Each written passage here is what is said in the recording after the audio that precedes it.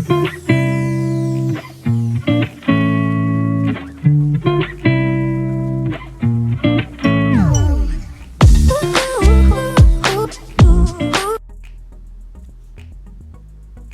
much awaited trailer of Ayan Mukherjee's Brahmastra came in recently and it has set a whole spectrum of ideas in line.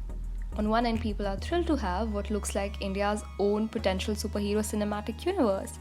But at the same time, and funnily enough, the very phrase cinematic universe rings the bell of Marvel and DC in the hearts of millions of Indians. From being applauded for telling a narrative rooted in India's culture to being called a sasta rip of Marvel, it has ignited responses. So, to check what the trailer has to offer, let's dive in to deconstruct the trailer of Brahmastra. The visuals of the film. I think particular to this action fantasy superhero genre of films is the sheer weight that visuals carry. They literally make or break the authenticity and the credibility of the film.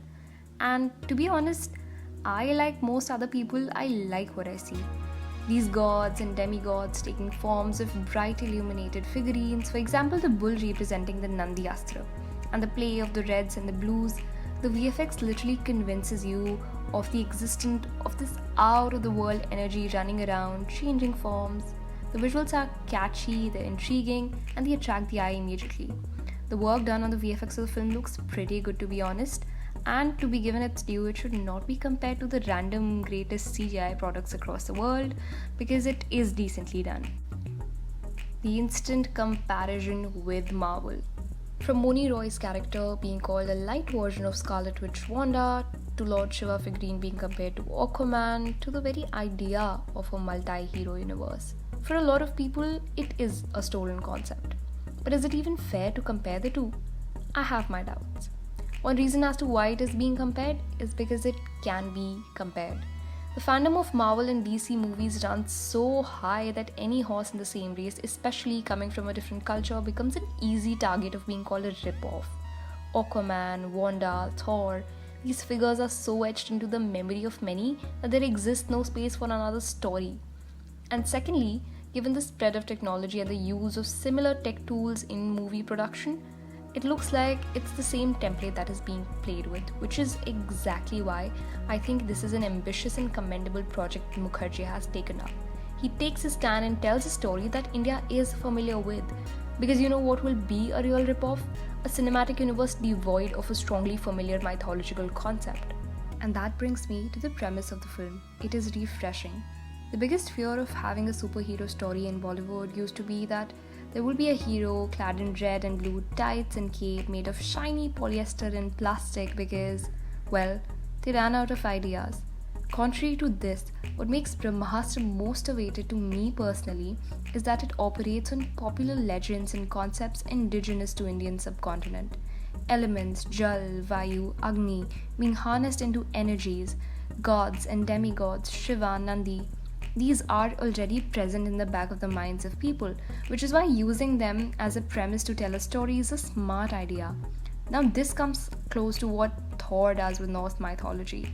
People familiar with Norse mythology would know and associate Thor with thunder and being the god of thunder, relationship with Loki, and that is what elevates the narrative.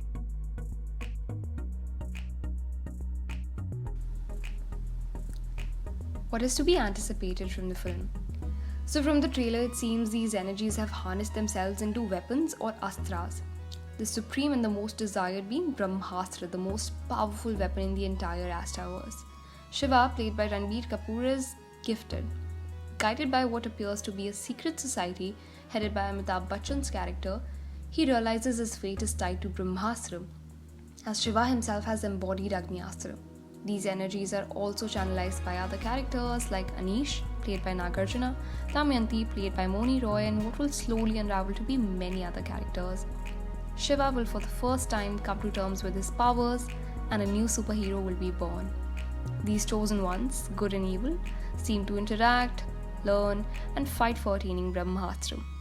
Like a good trailer, it is cut to tell the story through word, action, and visuals. The anxiety around the film. Like many others, I'm hoping for this project not to fail. largely because of what it brings to the table is this much needed freshness in the fantasy genre, but also in Bollywood in general. It is an unexplored field after all. It has already very boldly claimed itself as a trilogy, but many fears surround it. For example, its plot could be underwhelming, or simply its reception across the Indian audiences could be lukewarm, and of course, this constant dissing of an Indian cinematic universe. What will happen? Perhaps time will tell. But do let me know what you think of the trailer. And that was the trailer of Brahmastra Deconstructed.